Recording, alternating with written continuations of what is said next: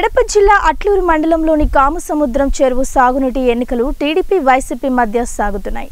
Elections notification ప్రకారం గెజిట్లో లేని NOC certificate కావాలని వైసీపీ పోటీదారులకు అధికారులు కోరుతున్నారు.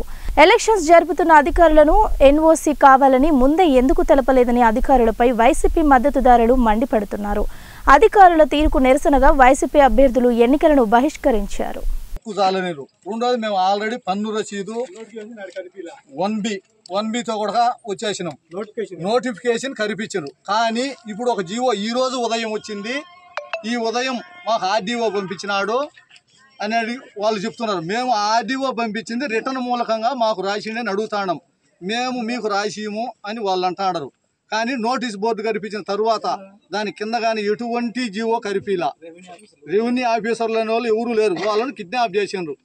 ఈఆర్ఓ లేరు. ఎంఆర్ఓ గారు కంటెస్ట్ చేసే అభ్యర్థిని 80 మంది మా ఓటర్లు, 12 మంది వాళ్ళ ఓటర్లు. ఇది ధర్మమా? ఇట్లాంటప్పుడు ఎలక్షన్ పెట్టుకోవడం దేనికి? డైరెక్ట్ మీరే రాసుకోండి పేరు. మీ టీడీపీ ఆఫీసులో కూర్చొని పేరు రాసుకోండి. పలానోడు గత ప్రభుత్వంలో ఎలక్షనే పెట్టలా, రైతులు గలాట్లు చేసుకుంటారని. ఈ ప్రభుత్వంలో పెట్టినప్పుడు మీరు మీ అభ్యర్థిని కంటెస్ట్ చేసుకోండి. అక్కడనే మమ్మల్ని స్కూల్ కాడికి రమ్మని